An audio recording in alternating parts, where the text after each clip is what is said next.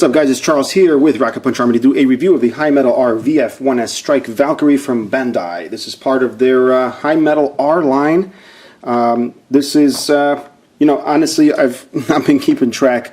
I gave up with the pre-ordering of this crap because it's always, you know, you got to fight to get a pre-order, and if you don't get it in, then you got to keep. I'm sick of it.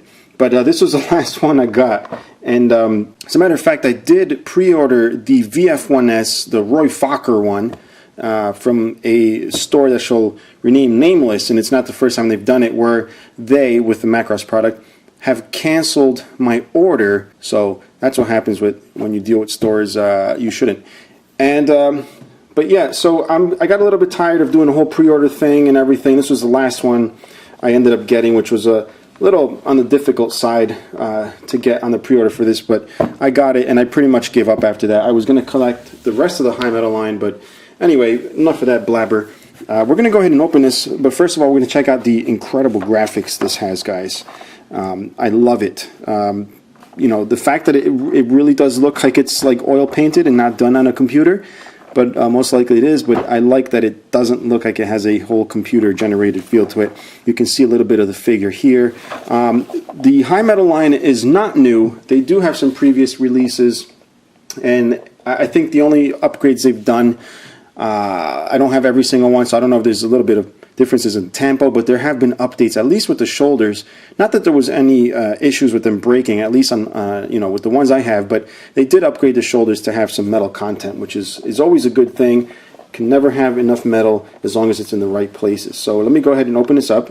You know, it's a shame really that I gave up, not necessarily that I gave up on the line, I just gave up on the whole pre-order thing and having to pay extra once it's released. I'm just tired of it. It takes the fun out of the collecting. I know the hunt is the fun part also, but it's not fun when it's sold out literally like a minute after it's posted up. There's no hunt involved in that. It's just pretty much knowing when it's going to go up and whatever.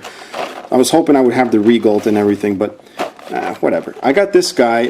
As long as I have the main Valkyries, I'll be fine. So I do have the VF-1S, which is this one right here. You'll notice he's also got the Strike package on him.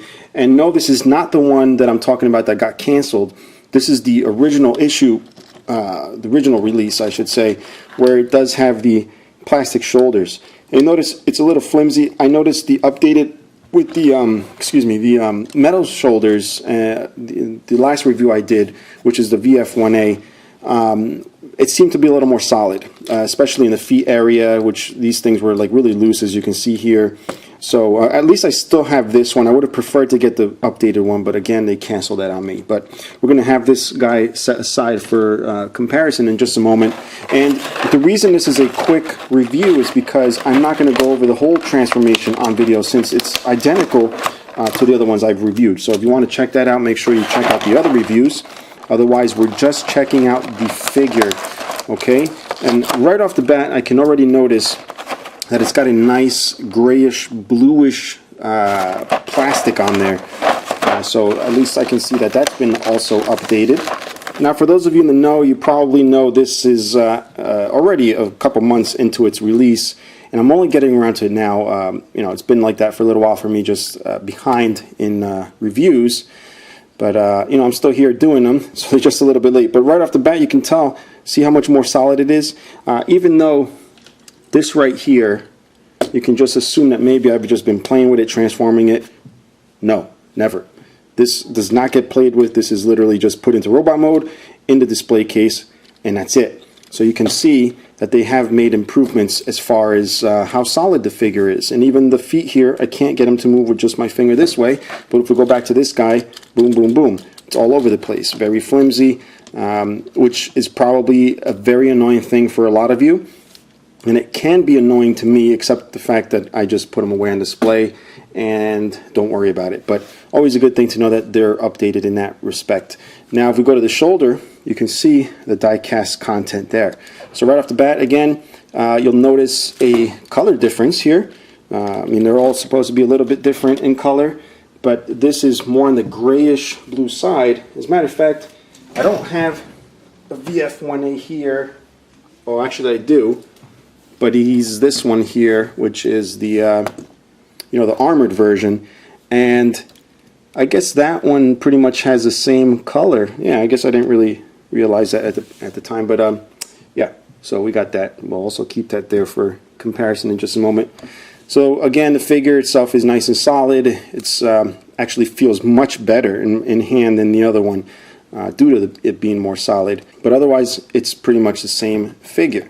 And you do get an assortment of pieces here. You'll see there's different wings, different fins, everything that would allow you to do different setups and everything for this. So it's not a perfect transformation for everything, okay? So you have to add the landing gear, there's different hands. You got to put the little, what do you call it, the little jet spinner things, the turbines. So it's not for you perfect transformation, people, but it is transformable, just not in that sense of it being perfect. All right, so we've got to put this right back up here. All right, so I had a little bit of a hiccup there. The memory card ran out of memory. Now he's obviously got the little hands he has on here, which do have a little slot for the weapon, but they're very teeny and very weird looking. So if you wanted to upgrade the fist, you have a bigger hand here, although it might not work with the transformation as far as hiding the little hands. So, but at least it's good that they have these for you to be able to swap out.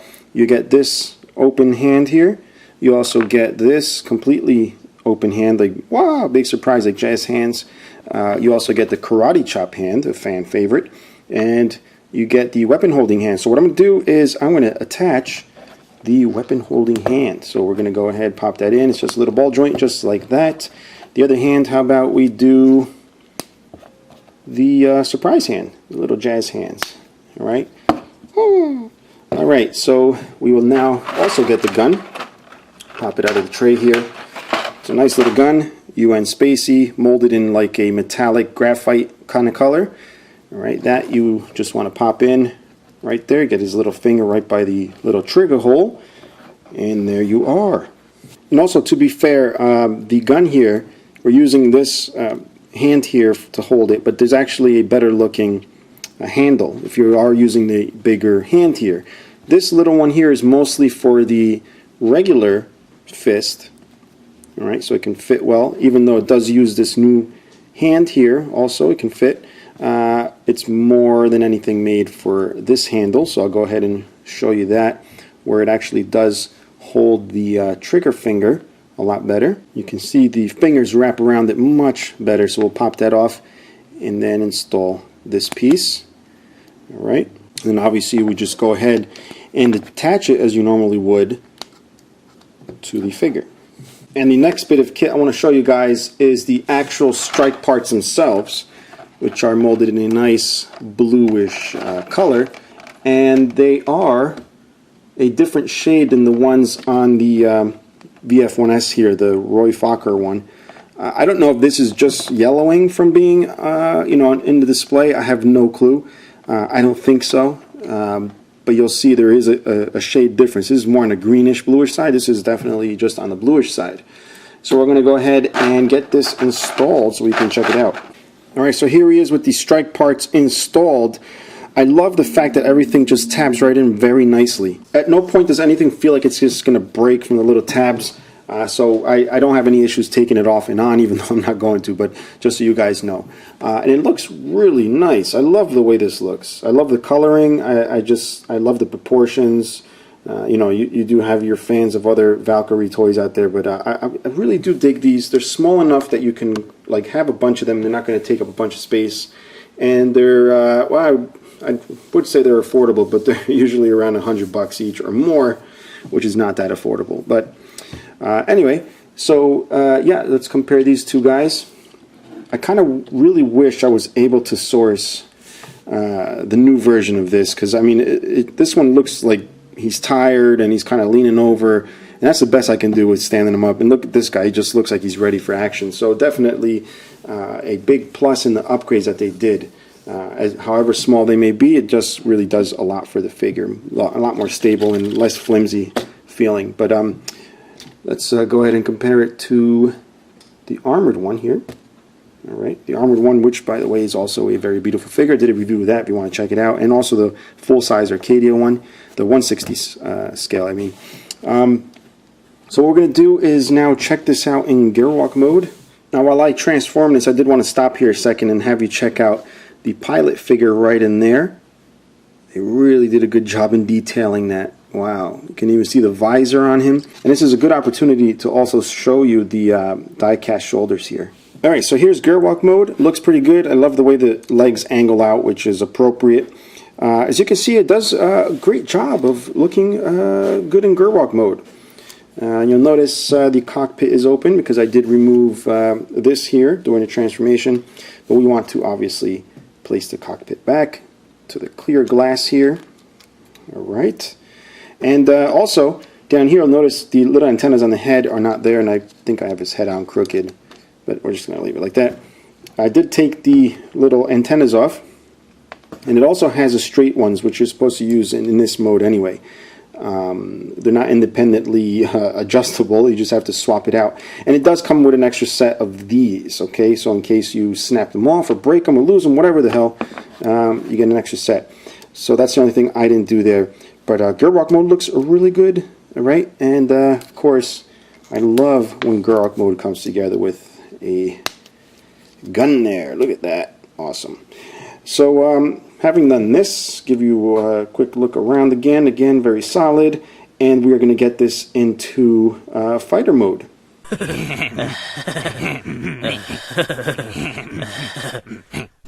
And here we are in fighter mode. You notice these wings here have little pegs or peg holes to put the missiles on. There's also wings here, if I can fish one out, that doesn't have that. So if you wanted to keep your fighter clean, you can, if you're not going to be carrying missiles.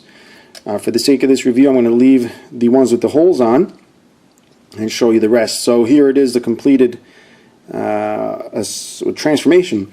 Again, left off the little antenna things there because I'm not going to take them off this. But you get the idea, guys. And yeah, so what we want to do is not only, well, show you that the gun pod is down here, but also put these strike parts on while it's in this alternate mode. Now, a couple things when you go to install the strike parts on the fighter mode, you do have to like kind of bend the legs down a little bit, and then the actual clip-on pieces will end up tabbing to the tab right here on the top, so at least it'll hold it firmly. And then you can also, and I didn't show you this in robot mode, you can actually replace one of these tops with one of these things. So I have one prepared here, so I'm going to go ahead and do that, and it just tabs right in.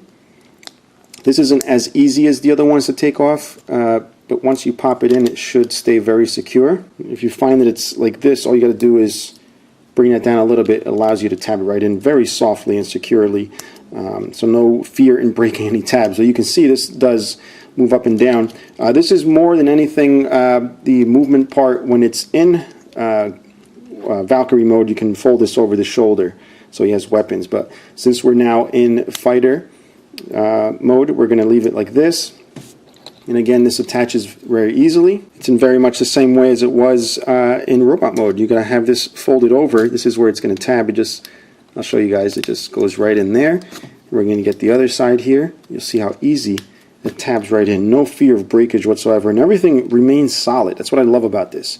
Another cool little feature is if we remove this, you can see a little engine detailing. I think that's so amazing. You can do it with both sides. I'm just showing you this one. And look at this, the nozzles are articulated. Now I want to take a look at the bottom here because these are the little missiles that you can attach to the wings. It comes with an assortment. It's got two single ones, so I attached one single here on this side and then a double here. It also comes with two of these and then two of these here. You know, so you can really set this up for attack. Now, unfortunately, because of licensing, I'm sure if you're even remotely a fan of anything to do with mecha, you should know that because of licensing issues, Macross stuff really isn't available here unless there's some kind of weird loophole. But yeah, unfortunately, you cannot just click the link in the description below to purchase this exact thing, but please use that link to click and find other cool stuff available at Big Pad Toy Store. Hopefully in the future that'll change, but for now, if you have any questions or comments, leave them below.